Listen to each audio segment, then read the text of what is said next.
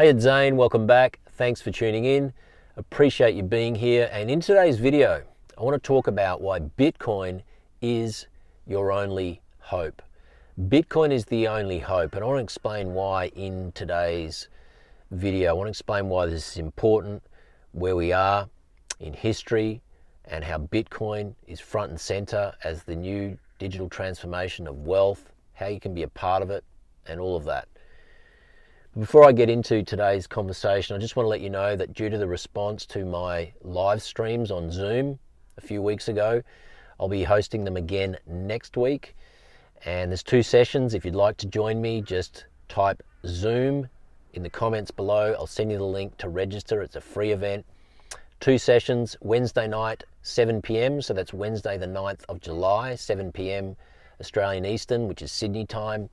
So you can go for that session, or Friday morning, 11 a.m., which is Friday the 11th of July, 11 a.m. Sydney time, Australian Eastern.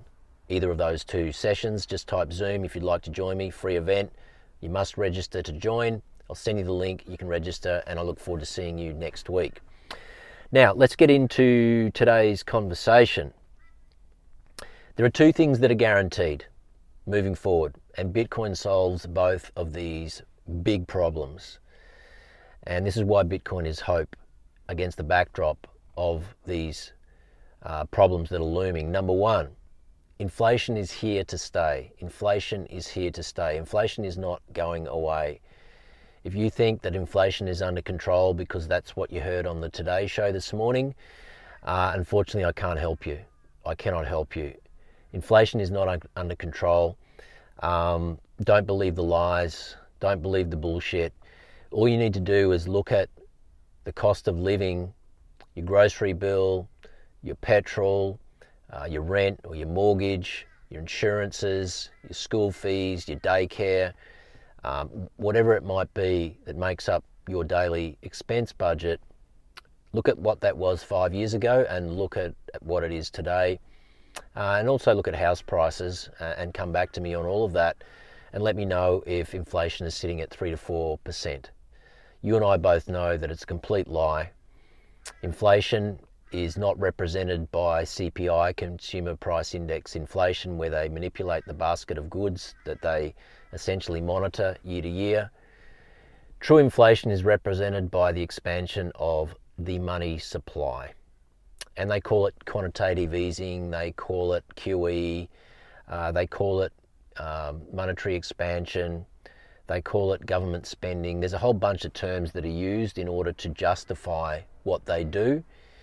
But at its core, money printing is theft. Because what it does, when they counterfeit money legally, so it's legalized counterfeiting, and of course if you and I did it, we'd be in jail, but they're allowed to counterfeit money, to inject it into the economy, which essentially dilutes the purchasing power of those that are saving those dollars. And so when people are diligently going about their lives, going to work, trying to earn an honest living, it doesn't matter how many jobs you have, how much tax you're paying, you're working your ass off to generate this income, or your business, employing people, taking risk, all of that doesn't seem to matter these days. You're generating income. And what's happening to those dollars that you're earning? Well, unless you're strategically placing those dollars when you store them, when you save them, essentially your purchasing power is being decimated through inflation. So they're diluting your purchasing power. So it's theft. There's no other way to explain it. Legalized counterfeiting, which is money printing entrusted into the hands of a select group of unelected officials, is theft. And that's what it is. And so right now we're in an environment where you have to ask yourself if you want to be a part of that system. And Bitcoin is the opt-out, it is the escape hatch, it is the life raft, because Bitcoin is a protocol that cannot be printed. There is no theft. It's based on integrity and trust. It's a fixed supply monetary system that cannot be debased. Nobody can change the rules. And so you have the option to protect and preserve your financial energy in a system based on integrity and trust and authenticity and rules, but no rulers. And people are starting to wake up to this fact, and this has implications for your retirement, your life savings. Young people who are trying to save for a home, why would you be saving in dollars that can be printed? You've got no chance of ever saving for a down payment or a deposit for a home doing that. You've got no chance anymore to do that because of the way that money is being expanded. Now in Australia in the last 5 years, the M3 money supply has increased by 57%. And so what that means is if you had $100,000 sitting in the bank in January 2020, that $100,000, it may still be in the bank, look the same, smell the same, feel the same, but unfortunately that $100,000 will only buy you around about $43,000 worth of stuff, which would have been worth that $43,000 back in January 2020. And so essentially you've had 57% of your monetary energy and your time and energy that you've worked hard to generate that $100,000 for in the beginning, you've had that stolen from you due to inflation through absolutely no fault of your own. And so this is why people are realizing, I cannot be a part of this system anymore. I've worked too hard, I've followed the rules, I've done everything right as I was told to do, but now I need to start protecting and taking proactive ownership of my financial life by starting to store my financial energy into a system that cannot be corrupted. And this is exactly what Bitcoin is. And so Bitcoin is the solution to inflation, the growing wealth gap, the cost of living crisis, because it enables you to park your energy in something that cannot be changed, which means you can plan for the future. You can put your head on your pillow at night knowing that life's going to be okay in the future when you start parking your long-term savings into Bitcoin. It also means that because Bitcoin is fixed and finite, it is inherently deflationary. And so it means that the longer time goes on, the cheaper everything is going to get. And so if you're parking your financial life in dollars over time, things are going to get more expensive. Park it in Bitcoin over time, things are going to get cheaper and cheaper and cheaper, including houses, including real estate. Really important to keep in mind. And this is why people come to me every single week and we have conversations. They're looking for a bit of coaching and guidance, and people who have taken the first step on their Bitcoin journey, but they're wanting to level up and to allocate to Bitcoin in a more meaningful way. They're reading the books, they're doing the work, they understand the value of the asset they hold. They just need some direction to make sure they don't make any mistakes. They get involved with Bitcoin the right way. They become self-sovereign. And this is why I do one-on-one calls on Zoom with people every single week. And if you need to book a call with me, you'll see a link in the description and the show notes below. And so problem number one is inflation is not going away. Problem number two is that we live in an environment now where the central control system is becoming more and more controlling. And this has implications for your financial life, the banking industry, the ability for them to surveil your financial life, your spending patterns, tying all this to your digital ID, your social credit score, your carbon credits. And this is where we are now, and we know that Australia is very much plugged into the globalist agenda and the World Economic Forum, and we know that Europe is bringing out their central bank digital currencies in October.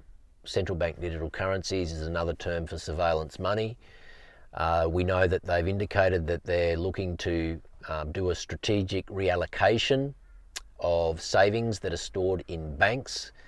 And so citizens who have savings that are stored in banks that are not moving, they've indicated that they wish to essentially seize those savings in order to essentially protect Europe. And so you can read into that what you like, but this is the situation we're in now, and we're seeing in Australia that there's a lot more constraints being placed on people's ability to access their own money in their banks. There are certain banks that are limiting withdrawals to $10,000 per day. And there are problems sending money overseas in certain cases. There are problems sending money to Bitcoin brokerages and exchanges and cryptocurrency exchanges.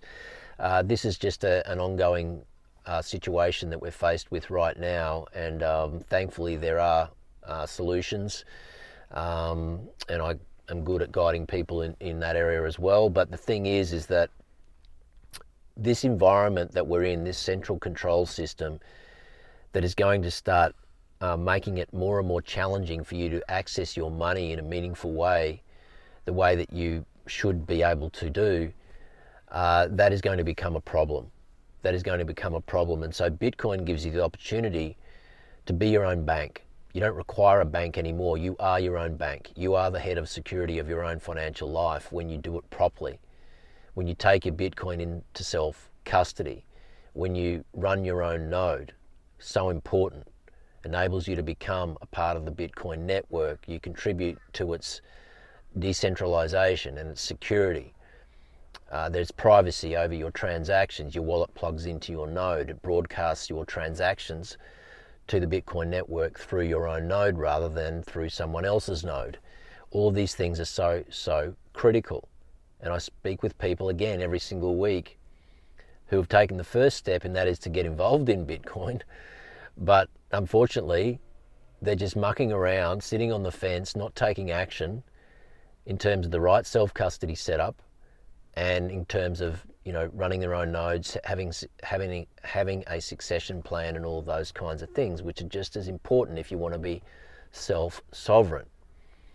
So at the risk of sort of going on a bit long today, I've got some calls I need to get to, but I just wanted to share some thoughts with you. Bitcoin is our only hope.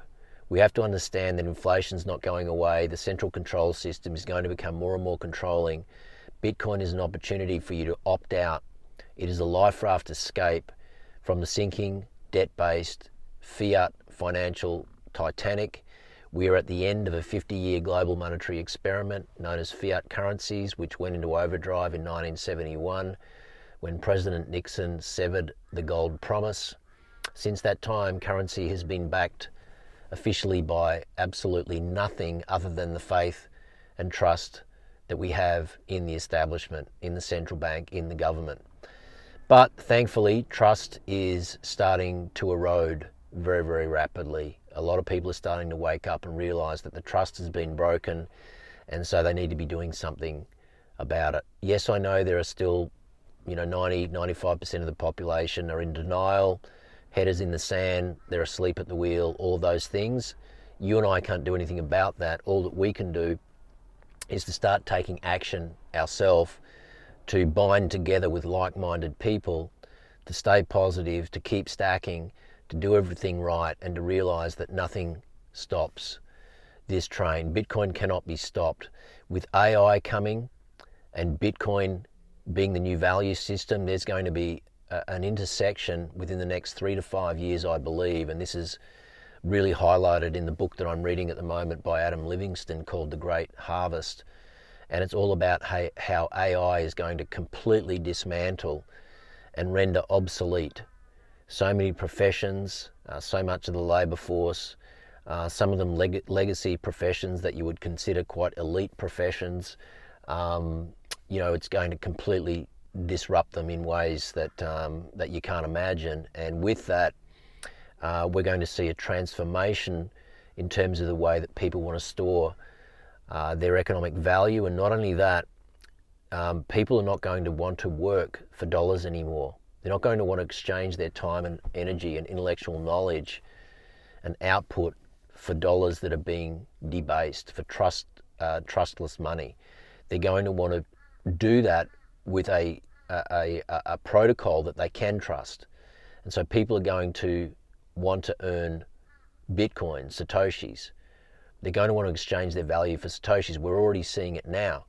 There are certain businesses that I know of that do not even accept dollars anymore. They will only accept Bitcoin. And we're going to see this circular economy really start to flourish. And so you want to learn about all of this. I'm going to touch on this on my Zoom call next week. So I'd really encourage you to join me. Just type Zoom in the comments if you'd like to join.